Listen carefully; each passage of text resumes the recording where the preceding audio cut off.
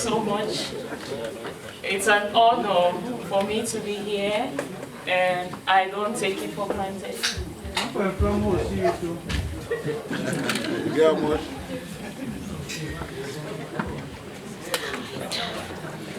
Well, it's Women's Day, and I'm here to celebrate all the women, and I want to thank all the men too, because it's like a support. We wouldn't be here without your help, so thank you all. Well, I think when I look around the hall, every one of us knows somebody who has faced breast cancer.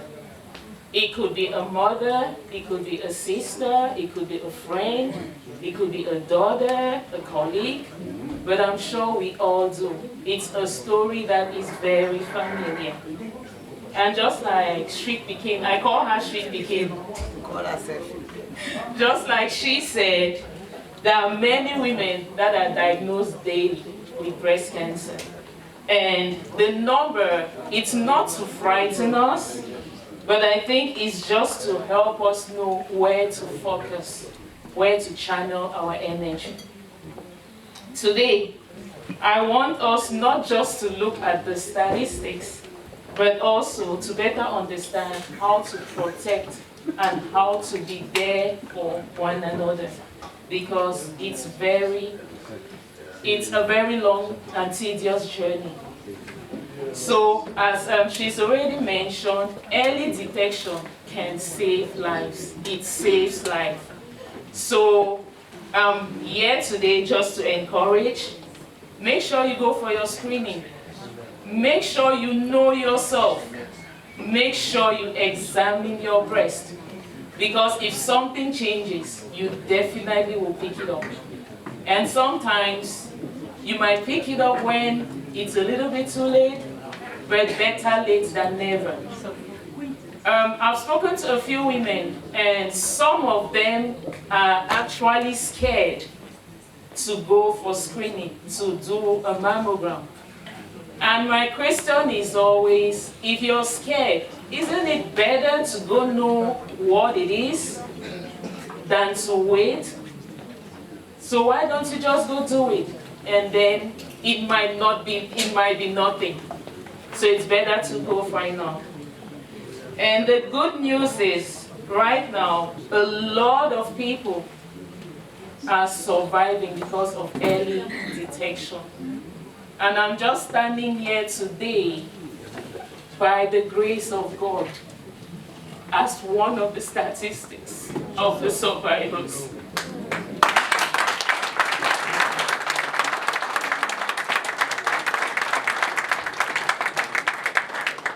We love you, Zegha.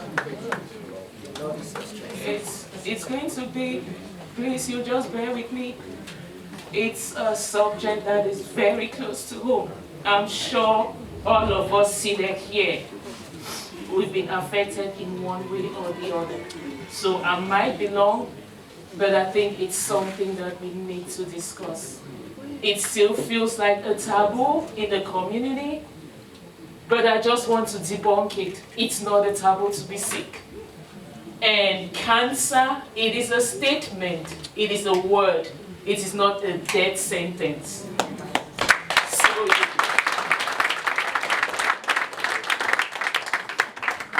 you actually can get past it.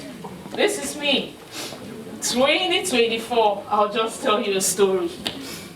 I'd gone on a work trip to the UK, and while I was out there, it was in May, I just found a lump under my left breast. It was unusual, and I didn't give it much thought. So I just said, it's just one of those things. So I got back to Sweden, I called Lynn Shopping, and they gave me an appointment. I live my life. I remember the appointment was on a Monday. And on Saturday, Auntie Mary and I, with some other friends who were in Lynn Shopping, dancing, having fun. I think it was at your sister's baby shower, Glory, in May, in June, maybe June, I think. So on Sunday, I slept. On Monday, I got up, business as usual. I drove myself to Lynn Shopping. And I went in to see the doctor, the surgeon. So I sat there, I was like, I found this thing on the left side. And she was like, where is it? She examined me, and she couldn't find anything. So I actually took her and I pointed it to it because it was under my left breast. And she was like, okay, that's very unusual. So we're just discussing and laughing, and then she checked the right side, and I saw that her countenance changed. So I got a little bit worried, and I was like, okay, what's up? And she said, there's a lump on the right too. So guess what? The devil came to steal, kill, and destroy. But when he comes in as a flood, the Spirit of God raises a standard against it. Amen. So she said we needed to do the test. So immediately I was sent in to do a mammogram, and there was a biopsy. And you know, when you come out of it and they tell you, sit in this little room for a while, let's speak to the doctor, you know it's not good. So I just sat there, and normal me, I'm going to panic. But then I found myself just calling on God. So after a while, they came in and she told me, oh, they want me to go immediately to do a CT scan. So everything was just moving fast. Okay, I was like, okay, no problem. I went and did everything, and then I came back, I saw her. She said, honestly, it doesn't look good. I'm going to try to push it as fast as I can. Normally, the waiting time is 3 weeks, but I'll push it so that you can get the results. I got out of that hospital. I didn't know how I drove myself home. That 1 hour drive was the longest drive of my life. I called Auntie Mary, called Rosemary, called a few friends. We spoke, we cried, and we prayed, and we told God it is nothing. We drove home, and then a week later, they called me in. I went and I met the same doctor. This time, there were 4 of them. There were 3 of them, sorry. So when you meet them in that number, you know it's positive. Because if it's nothing, you hear nothing. So we sat down and she started explaining. Trust me, I couldn't hear a word because I just started crying. But thank God to my friends who were with me, they could actually talk and do everything. So everything just went fast, and bam, I was supposed to start surgery. I was diagnosed with bilateral triple negative breast cancer, stage 3. So I sat there, my world crumbled. A single mother of 2. I just thought my life was beginning. I looked at my kids, I didn't know what to do. But my Bible tells me, I look up to the hills, from where comes my help. Amen. My help comes from the Lord. So every day, we started praying, my friends and I. We started praying. Surround yourselves with good people. Surround yourselves with people who remind you who you are when you've forgotten who you are. Surround yourself with friends who will speak life into you when you don't see, when all you see is darkness. Just to cut the whole story short, they said I was supposed to go for 6 rounds of chemotherapy. In total, that will be 4 + 9, so 13 chemotherapy sessions. And then I had a surgery, I took a break, and I had radiotherapy, 18 rounds. And I had 17 rounds of immunotherapy. That was within a period of a year. But I told myself, it is a word, cancer is a word, it is not a death sentence. So every day we wake up and pray. But then, I think around the fourth round of my chemo, they discovered that the left lump was not going anywhere. It wasn't reducing. So it was increased to 8 rounds of chemo. And I told God, this is not the plan. We had said this thing ends in December. So we took it back to God in prayer, and we started praying. I remember in October, that was when, if I'm not mistaken, that was when Ernestine fell to cancer. I couldn't be there because I had just gotten back from chemo. My blood cells were low. I was asked not to go anywhere because in case of any infection, they won't be able to help me. I remember sitting in my living room. Everybody was out. My kids in school. I sat there. I cried. Because I was like, no, in 4 years. First, it was a sister in 2021. In 2024, the devil showed its ugly head again, and one of us left. 2024, I'm sitting here, it doesn't look good. I'm like, no, it's not going to end this way. This sickness is not unto death, but for the glory of God. We kept declaring, Fortunately, after the 6th chemo, I told the doctor, let's do another scan. We did another scan, and it came out, everything had disappeared.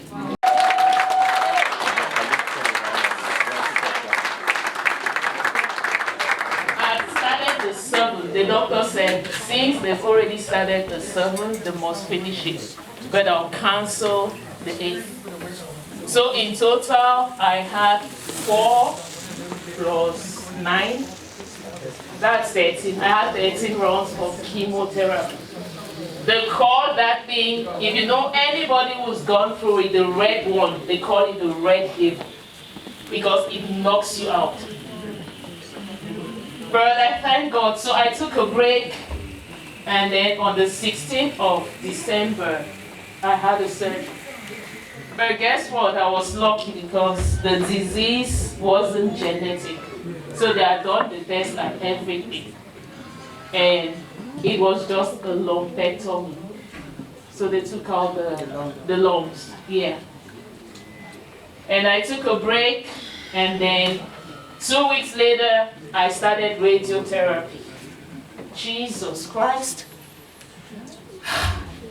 Nothing has been difficult. If you know how you roast a goat, and then how dark it is, that's how my skin was. Because you're going for its radiation. So you're going in Monday to Friday, every day. And then Saturday, Sunday, you're taking a break. And you're back the next week. So I had 18 rounds, I think, for 3 weeks.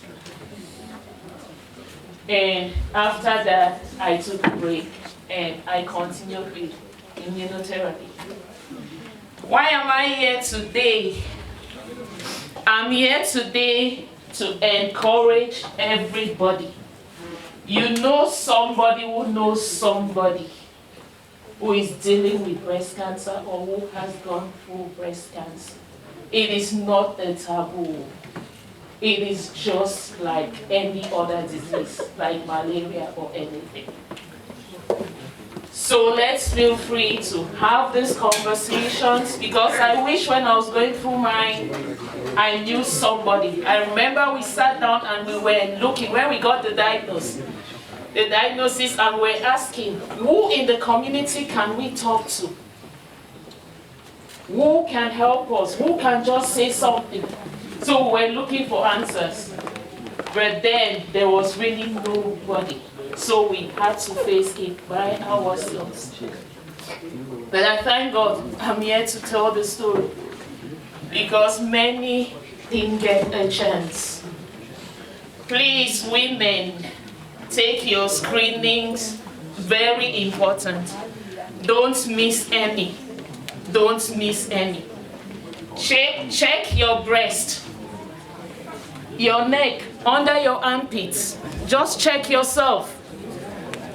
If you find anything that is unusual, please go in and let them check and say it's nothing. Don't assume. One more thing, let's be very practical, because it could have ended anyhow.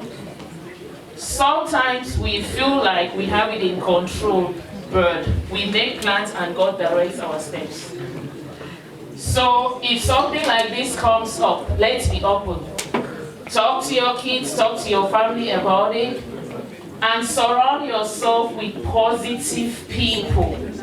That is my point. Surround yourself with positive people. People who speak life into you, not people who frighten you. People who make you see the light at the end of the tunnel, not people who make you see darkness. And also have conversations with your medical team, because they have your best interest at heart. If they tell you this is your treatment plan, please go for it. Trust them. And just listen. Ask as many questions as you can and get as much information as you can. And sometimes I would discourage, don't read a lot, because there's a lot of negativity out there. Don't read a lot. Don't go searching, because when you search, you find. So just be contented with what you know and focus on the positive. When Gwen called me about the Women's Day, I thought it was an opportunity for us as women, because this thing has hit us twice. So I thought it's an opportunity for us to help somebody back home who is dealing with the disease. So I've been in contact with this lady in Douala. Somebody in Sweden linked me up to her. She's 40 years old and she's battling with, is it invasive ductal carcinoma, stage 2. So I just want us to listen to her story and then I'll come back to you in a bit. It's just very short, 2 minutes, please. Thank you.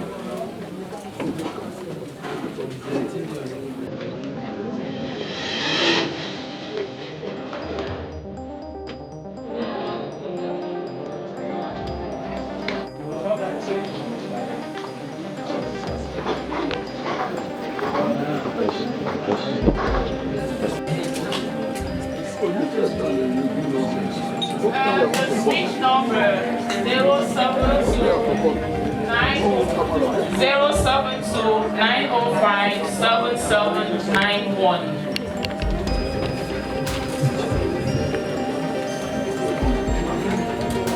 We're gonna switch, right? We're gonna switch to that number. Okay.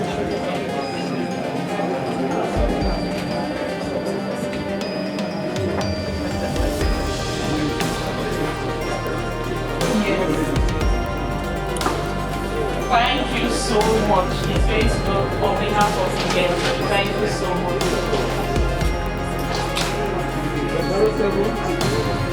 072, you get it right. 072-905-7791.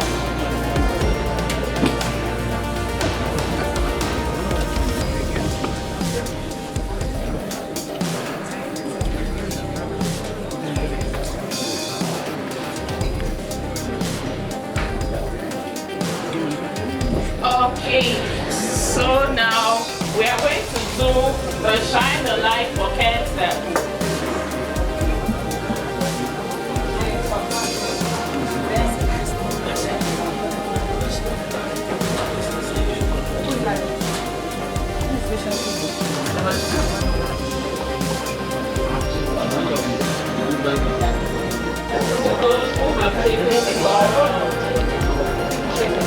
This candle represents life, the light that never fades.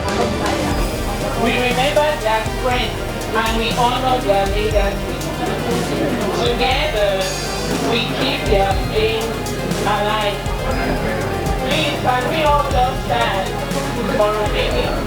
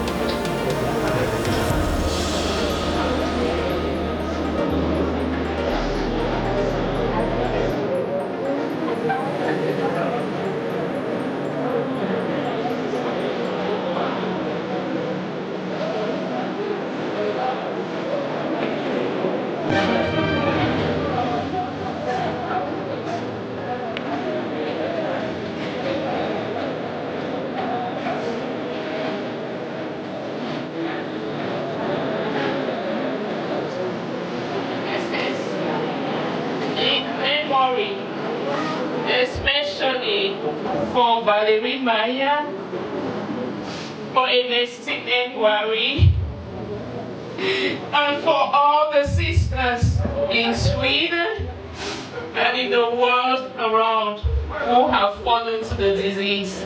And to all those who are still battling, please, you are not alone. There is help. Don't die in silence. Reach out, talk, and everything will be okay. Keep fighting. We are rooting for you. Thank you all.